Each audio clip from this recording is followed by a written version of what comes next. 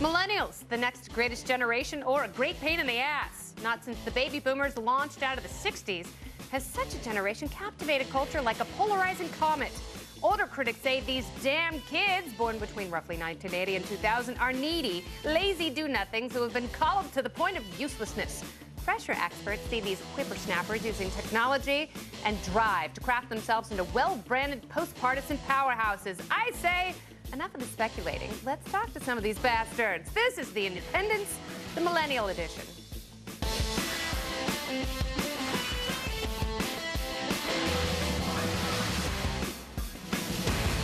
Hey there, I'm Kennedy. My partners in crime, Matt Welch and Camille Foster, are going to join me a little later.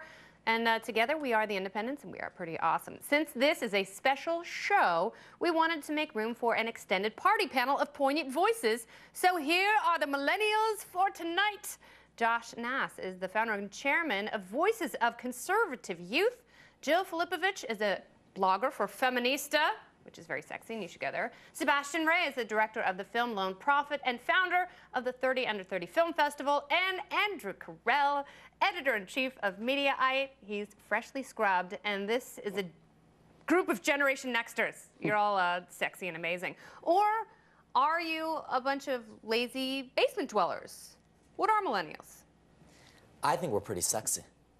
Well Look, said, Josh Nass. I think so, right? Look, young people are a different type of generation, right? We use digital platforms, social media platforms, and frankly, we're not as engaged and interested in being a part of the political process. I think what both parties fail to understand is that they have to start using digital and social media platforms in order to get us involved. All right, so Andrew Carell, let me ask you.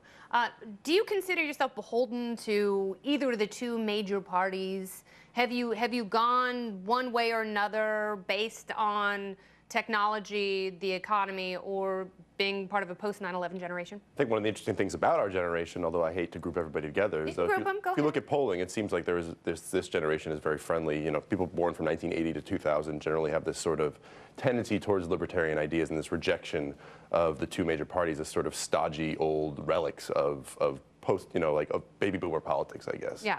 And I think that we see that as those two parties have led us into a lot of the problems we have now, overcriminalization, two massive wars, a whole bunch of other problems, and we see that as we want to shrug that. We want to get rid of that. All right, so let's take a look at the generational breakdown. Millennials, of course, we're saying are born between 1980 and 2000, and there you go, Gen Xers sandwiched in between two exciting generations, millennials and baby boomers, and there's Gen Xers just stinking up the joint. All right, so the way I see it, it is technology. It is a bad economy. It is the post-9/11 world. What do you think is, of those three, and of course you can lump any others in there, what's the most defining for you, Jill? I would say definitely technology.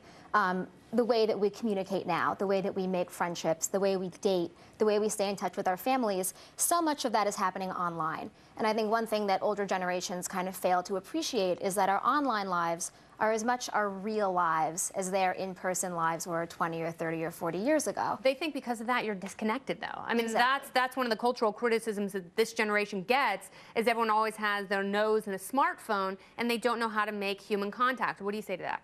I think that's actually the opposite of what's going on. I think one thing that's so incredible about the technology that we're using today is that we're able to make connections across gaps that were previously completely unbridgeable. I mean, I run a feminist website, and we have commenters and community members that are from all over the world that are doing feminist actions in their home countries. You know, they're not just women that live on your block or that live in your neighborhood.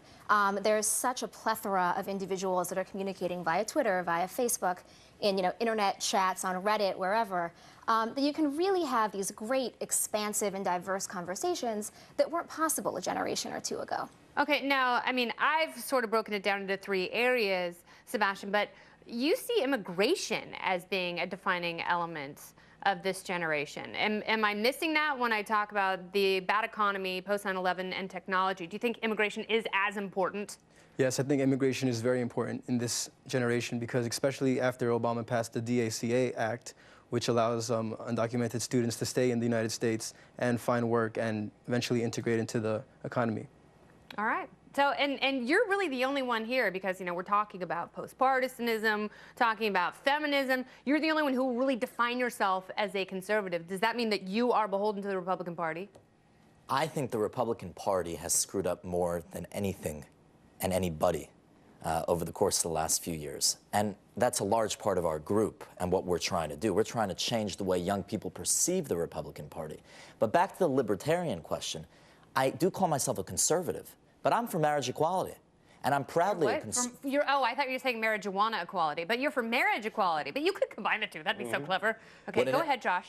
I'm for marriage equality because I think it's a conservative position. In my view, marriage is a conservative value, and there's no reason why conservatives should not endorse and allow gays to marry just as straight people are. All right, do you think that's political convenience, or do you think the Republican Party will really morph into something more inclusive that supports marriage equality and maybe even refining drug laws? If so, Andrew Carell, would you become a card-carrying Republican Party member? No, because party mentality to me is just sort of destructive. But yeah, I think it is convenient until maybe a couple of years from now, when some of our people start to get into higher positions. Some people maybe who were born in 1980 in the earlier part of the millennial spectrum start to get into office.